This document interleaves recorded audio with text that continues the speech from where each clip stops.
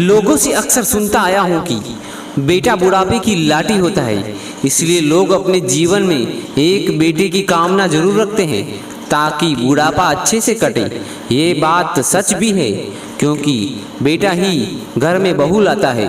बहू के आ जाने के बाद एक बेटा अपनी लगभग सारी जिम्मेदारी अपनी पत्नी के कंधे पर डाल देता है और फिर बहू बन जाती है अपने बूढ़े सास ससुर की बुढ़ापे की लाठी।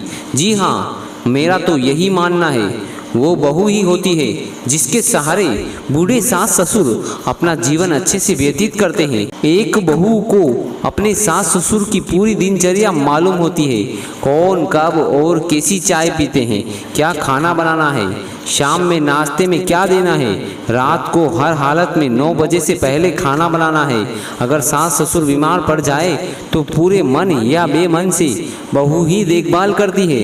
अगर एक दिन के लिए बहू बीमार पड़ जाए या फिर कहीं चली जाए तो पूरे घर की दूरी हिल जाती है।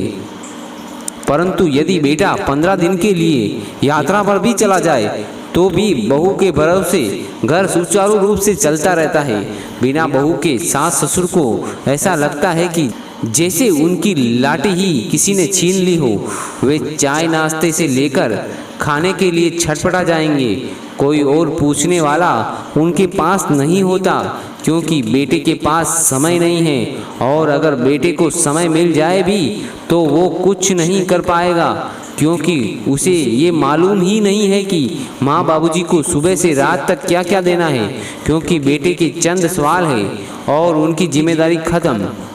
जैसे माँ बाबूजी को खाना खाए, चाय पिए, नाश्ता किए, लेकिन कभी भी ये जानने की कोशिश नहीं करते कि वे क्या खाते हैं, कैसी चाय पीते हैं। ये लगभग सभी घरों की कहानी है। मैंने तो ऐसी बहुएं देखी है जिसने अपनी सास की बीमारी में तन मन से सेवा करती थी, और ऐसी कई बहू के उदाहरण हैं। कभी अगर बहू दुनिया से चले जाए तो बेटा फिर एक बहू ले आता है, क्योंकि वो नहीं कर पाता अपने माँ बाप की सेवा। उसे खुद उस बहू नाम की लाठी की ज़रूरत पड़ती है। इसलिए मेरा मानना है कि बहू ही होती है बुढ़ापे की असली लाठी। अतः अपनी बहू में सिर्फ कमियां मत ढूंढें, उसकी अच्छाइयों की कद्र करें। इस वीडियो का उद्देश्य बहू की त्याग और सेवा को पहचानिए।